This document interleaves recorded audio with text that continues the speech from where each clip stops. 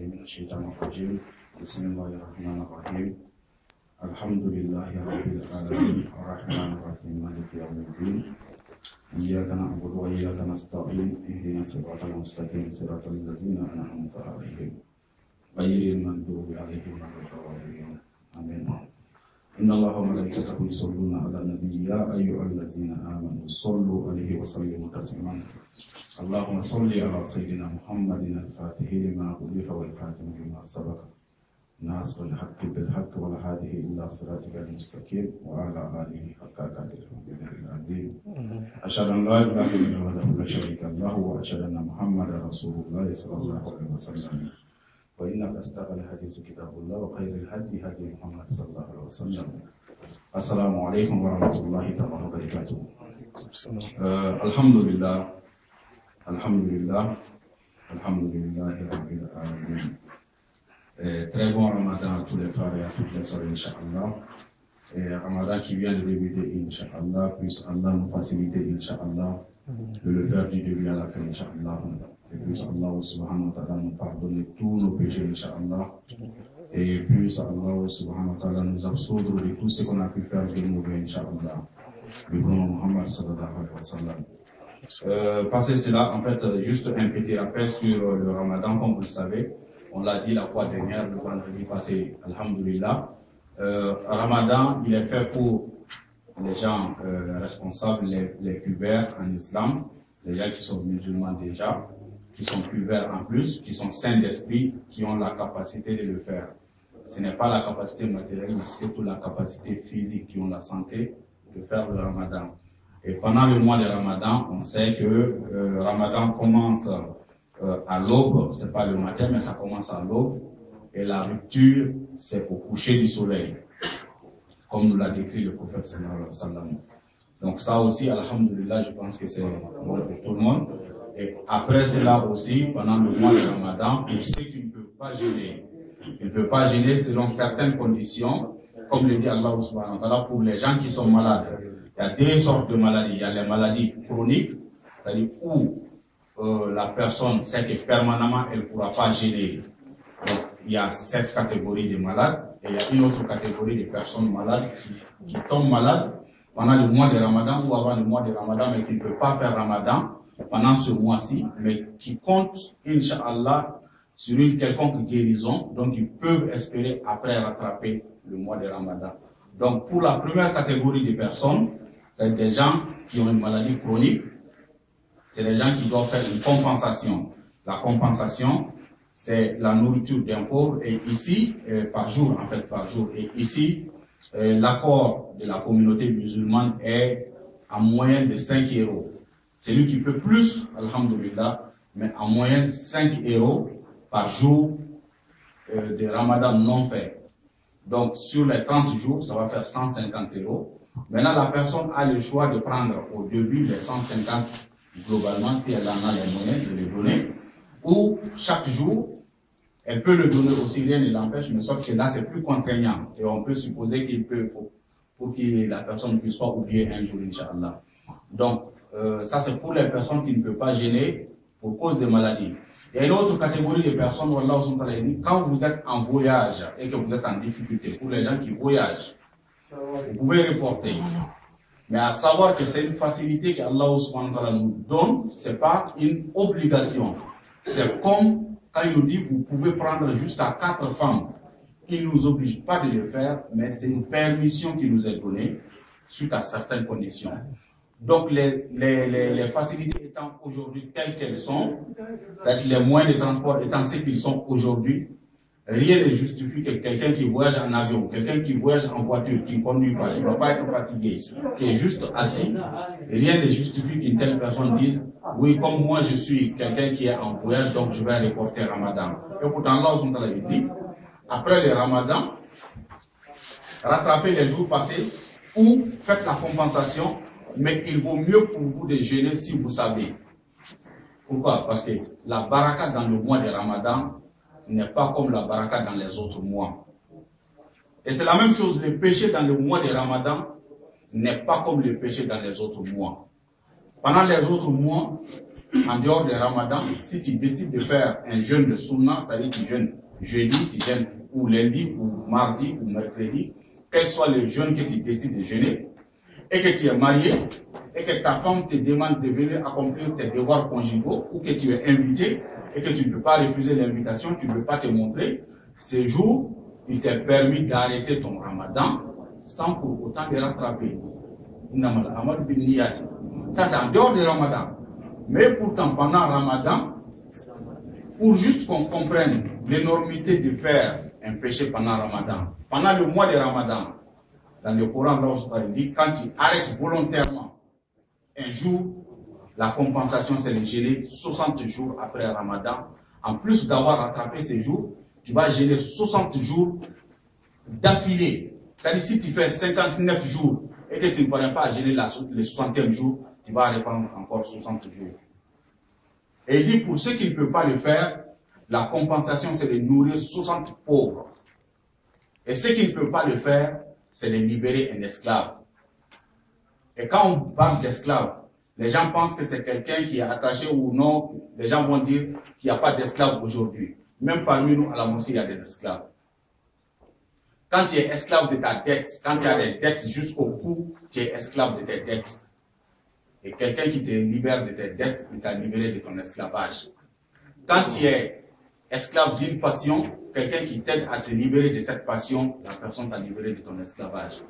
Donc, ça c'est la compensation pour quelqu'un qui rate un jour de Ramadan volontairement. Volontairement. Et pour comprendre la gravité, la compensation de rater un jour de Ramadan équivaut à la compensation de quelqu'un qui a tué quelqu'un involontairement. Dans le Coran, quand tu tues quelqu'un involontairement, c'est-à-dire en légitime défense ou dans un accident, tu n'as pas fait exprès, quelqu'un meurt de par ta faute. Alors la compensation justement c'est de jeûner 60 jours d'affilée ou libérer un esclave ou nourrir 60 pauvres. Donc c'est pour dire la gravité de commettre un péché pendant Ramadan. Et on a dit Ramadan est important pour la spiritualité qu'il nous enseigne. La première de ces spiritualités, c'est l'intention, la pureté de l'intention. L'intention est la chose la plus importante en islam. C'est pour cela que le prophète sallallahu alayhi wa sallam il a dit Innamal a'malu binniyat. Il dit les actes valent de par leur intention. Donc c'est l'intention qui fait la valeur de ce que l'on fait. Donc c'est pour cela pendant Ramadan, il faut déjà que la personne qui fait Ramadan sache que je le fais pour Allah subhanahu wa ta'ala parce qu'il me l'a prescrit, c'est l'obligation déjà. On ne fait pas Ramadan pour se montrer. On ne fait pas Ramadan pour dire, ben voilà, donc après Ramadan, je vais faire ça, je vais faire ci, je vais faire ça. Tout ça fait partie justement des préparatifs de Ramadan. Et Ramadan, quand ça commence, et comme on l'a dit, il y en a qui arrêtent pendant Ramadan, ils arrêtent tout ce qu'ils font comme péché après Ramadan, ils les repartent encore à zéro. Ça, c'est une mauvaise compréhension aussi de Ramadan.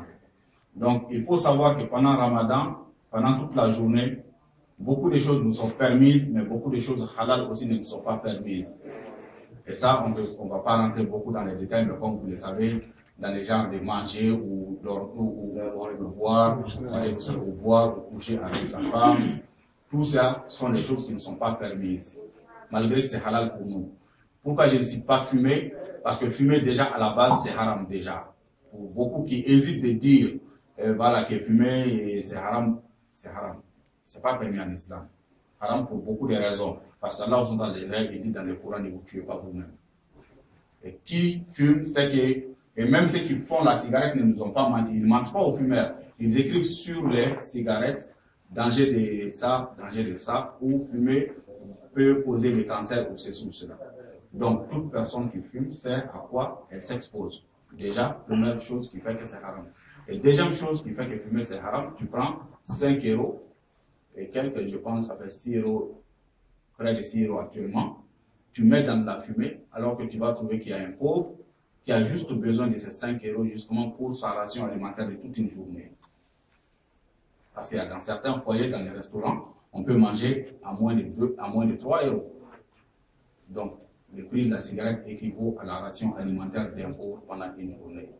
Donc, pour les gens qui disent, au temps du prophète sallallahu alayhi wa sallam, il n'y avait pas la cigarette, oui, au temps du prophète sallallahu alayhi wa sallam, il n'y avait pas la cigarette, mais il y avait le tabac. avec le tabac. Mais par contre, les gens qui disent aussi que oui, c'est makruh, c'est pas makruh, c'est haram. Makruh, ça veut dire si tu fais, il n'y a pas de péché, mais si tu ne fais pas, c'est bien. Ça, c'est makruh. Mais haram, ça veut dire si tu le fais, tu vas avoir des péchés, tu vas avoir un châtiment si tu le fais. Et quelqu'un qui met son argent dans la cigarette exprès, qui sait à quoi il s'expose, il a été prévenu. Comme on l'a dit, le prophète sallallahu alayhi wa sallam lui a dit, toi, tu ne fais que rappeler. Hein? Tu ne fais que rappeler. Nous, on ne peut que faire les rappels, on ne peut pas forcer quelqu'un. Donc, à savoir qu'après après Ramadan, il est important de savoir qu'on doit aussi continuer à être correct avec Allah subhanahu wa ta'ala. Donc, c'est pas pendant Ramadan, j'arrête de faire toutes les bêtises et après Ramadan, je repars à zéro encore. L'intention, elle compte beaucoup. Donc, déjà pendant Ramadan, quelle est ton intention après Ramadan? C'est très important. Et c'est pour cela, justement, Allah subhanahu wa ta'ala dit pendant Ramadan, toutes les portes de l'enfer sont fermées, toutes les portes du paradis sont ouvertes. Et c'est très important pour nous de comprendre pourquoi est-ce que c'est dit. Ça ne veut pas dire si aujourd'hui un mécréant meurt, il va aller au paradis parce qu'on a dit que les portes de l'enfer sont fermées. Non. Il faut comprendre pourquoi est-ce qu'on dit les hadiths. Quand le prophète sallallahu alayhi wa sallam, quand il parle, il faut essayer toujours de chercher à savoir qu'est-ce qu'il veut dire par là. Et c'est très important pour nous. Donc, pendant Ramadan, il est très important aussi de faire les rappels. Les rappels, surtout entre nous les jeunes, c'est très important aussi. Pour la simple raison qu'en islam, la jeunesse est plus importante que tout. L'islam s'adresse à tout le monde. Hommes, femmes, blancs, noirs, rouges, jaunes, verts. Qui que tu sois, l'islam s'adresse à toute personne. Le prophète sallallahu alayhi wa sallam a été envoyé comme rahma pour tout l'univers. Mais la jeunesse a une importance particulière dans Ramadan pour certaines raisons. Quand on prend déjà dans toute l'histoire de l'islam, les messagers qu'Allah subhanahu wa ta'ala les a envoyés, ceux qui ont accepté en premier, ce sont les jeunes. Les vieux ont toujours commencé par dire, mais il est né devant nous. Il est qui pour nous dire de ne pas faire ça? Il est qui pour nous dire ça, ça, ça? Ah, toi qui es né devant nous, c'est toi qui vas nous apprendre comment on faisait ça? Première raison qui fait que les jeunes ont été les premiers à accepter, même au temps du prophète sallallahu alayhi wa sallam, quand on voyait les premiers sahaba, c'était les jeunes. Les premiers sahaba, c'était les jeunes. S'ils n'étaient pas de la même génération du prophète sallallahu alayhi wa sallam, ils étaient beaucoup plus jeunes que le prophète sallallahu alayhi wa sallam.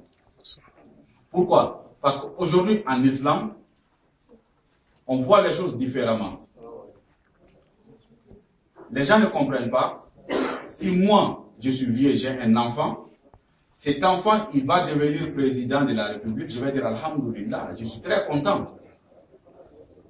Cet enfant, et pourtant il est président, moi je ne suis pas président, mais je suis content parce qu'il est président. Et quand on regarde, si je suis vieux, je ne suis pas imam, le jour où mon enfant va devenir imam, je suis fier. Il dit Alhamdulillah. Pourquoi? Parce que le président là, je peux profiter. Parce qu'il est imam, là c'est une fierté pour moi, ça ne me touche en rien. Mais le jour où tu deviens quelqu'un qui fait des prêches, quelqu'un qui fait des conférences, où tu touches sur le comportement, on va dire, mais il est qui pour nous parler de ça? Mais lui, il est né quand pour nous dire ça? Pourquoi? Parce que justement, on touche à quelque chose qui touche tout le monde, qui est le comportement. Donc, c'est pour cela, il faudra qu'on accepte que Allah subhanahu wa ta'ala, il donne à qui il veut certaines choses de le faire. C'est comme le prophète sallallahu alayhi wa sallam. Pourquoi certains ont refusé le message? Parce que pour eux, c'est parmi nous qui devait venir le messager. Donc comme il n'est pas venu parmi nous, on refuse. Donc quand on voit quelqu'un dire certaines choses, il faut juste se poser deux questions. Ce qu'il dit, est-ce que c'est vrai déjà? La première question que l'on doit se poser quand on entend un prêche ou quelqu'un qui fait une conférence. Et deuxième chose, ce qu'il dit est vrai. Est-ce que ça s'adresse à moi ou pas? Qu'est-ce que je peux faire dans mon comportement par rapport à ce qui est dit? Parce que Omar radiallahu anhu, il dit, Ne regardez pas qui dit, mais regardez ce qui est dit par la personne. Mais aujourd'hui, c'est le contraire. Aujourd'hui, on ne regarde pas qu'est-ce qui est dit, mais c'est qui est dit. Aujourd'hui, si un fou dit qu'il a ilaha illallah, il y en a même qui vont rigoler, qui vont dire ah mais c'est un fou. Pourtant, il a dit la vérité. Et aujourd'hui, pour qu'on puisse t'écouter, il faut qu'on dise que tu as fait un hasard, il faut qu'on dise que tu as fait la Mecque. Et pourtant, il y a des choses qu'il faut que les gens comprennent. Allah il ne fait rien pour rien. Quelqu'un qui va aller apprendre à la Mecque, quelqu'un qui va aller apprendre à Al-Azhar, s'il vient, si on dit qu'il connaît quelque chose, s'il ne parle pas de comportement, il ne connaît rien. Parce qu'il n'a rien appris de nouveau là-bas. Qu'est-ce qu'on a? Avant que la personne ne quitte ici pour aller apprendre à la Mecque, la prière était au nombre de combien? 5. Salatul Sob, Salatul Dor, Salatul Asr, Salatul Maghrib, Salatul Isha. Quand la personne vient avec tous les diplômes qu'il faut, la personne va changer combien de salat là-dedans? Le mois de Ramadan, c'est un seul mois. Quel que soit ton niveau, tu ne vas jamais changer ça. Donc, tu n'as rien amené de nouveau, tu n'as rien appris si tu ne viens pas nous parler de comportement. Parce que justement, la personne, en partant à laisser le comportement dégradé ici, c'est ce qui amène justement tous les malheurs sur terre. Allah nous a dit, il dit le malheur est apparu sur terre et sur l'eau à cause des hommes. Allah subhanahu wa ta'ala l'a dit. Quand on parle aujourd'hui de sauver la terre, de sauver la couche d'ozone, mais qui a dégradé la couche d'ozone? C'est nous, c'est pas notre comportement. Donc c'est pour cela qu'il faudra qu'on réfléchisse, qu'on sache, quand on entend la vérité, il ne faut pas qu'on dise qui le dit, qu'on accepte, ça c'est la vérité, je le fais, je le mets en pratique. Parce que Yom Al-Qiyamah, le jour du jugement dernier, pour que nous on les dise, des fois il y a des témoins qui savent, on peut faire des conférences, il n'y a pas, au départ, Alhamdulillah, c'est pour cela nous, on dit toujours Alhamdulillah, mais quelqu'un qui te conseille, le jour où on commençait ici, on ne dépassait pas 2, 3, mais toujours le Cheikh Aziz, il nous a toujours dit, du courage, petit à petit, ça va aller, Inch'Allah. Et il nous a donné beaucoup d'exemples. Pourquoi? Parce que les gens, aujourd'hui, les cœurs sont tellement détournés d'Allah subhanahu wa ta'ala que les cœurs n'aiment pas beaucoup la vérité, mais à force de les dire, alhamdulillah, Allah il va faire que les cœurs acceptent. Pourquoi? Parce qu'aujourd'hui, c'est l'apparence qui nous intéresse. On te voit avec la djellaba, on te voit avec un chapeau, on te voit avec la barbe, on va dire, masha'Allah. Et lui, c'est un moumin. Et pourtant, il peut être plus que shaitan. Parce que, billahi al-azim, il n'y a pas 2 ans, j'ai quitté cette mosquée ici, pendant une conférence, justement. Je partais, je descends à Saint-Ouen, à Port de Saint-Ouen, du métro, je sors, je vois quelqu'un qui est habillé tout en blanc. Il a un chapeau blanc, il a une djellaba blanche, tout est propre. Je me suis dit dans mon cœur, masha'Allah. Et j'ai fait vite pour le rattraper, juste pour lui dire salam alaikum. Et j'arrive à son niveau, je le regarde déjà, tous les oreilles sont percées avec des boucles. Je le regarde, je voulais dire salam alaikum, je le regarde, il dit je ne suis pas musulman. J'ai dit oui, je l'ai deviné. Il dit je suis homosexuel. Subhanallah. Je fais comme ça.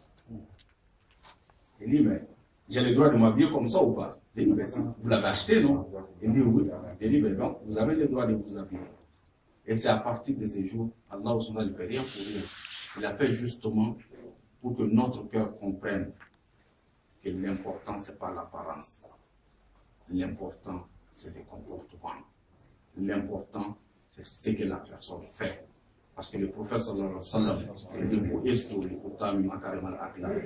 et même le ramadan qu'on fait, quand on regarde dans le Coran, Allah il dit, je vous ai prescrit le ramadan comme je l'ai prescrit à ceux qui sont passés avant vous. Donc le prophète sallallahu alayhi wa sallam, il n'est pas venu pour nous dire simplement de prier. Il y avait la prière, mais pas le modèle que nous avions. Quelqu'un qui dit qu'il n'y avait pas la prière, la personne n'a pas bien compris. Il y avait la prière.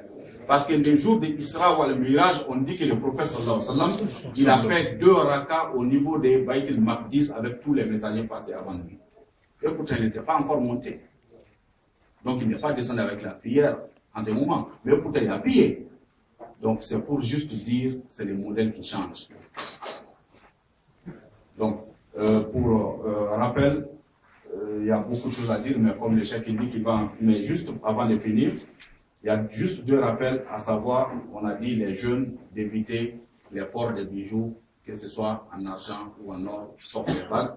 Et aussi le rappel des activités qu'on va faire pendant le mois de Ramadan ici, Inch'Allah. Donc à partir de demain, tous les samedis, dimanches, de 13h jusqu'à 16h30, Inch'Allah, on va être là, ensemble, Inch'Allah, pour ceux qui ont le temps. Allah vous jazikum. Salam alaikum wa rahmatullahi wa barakatuh.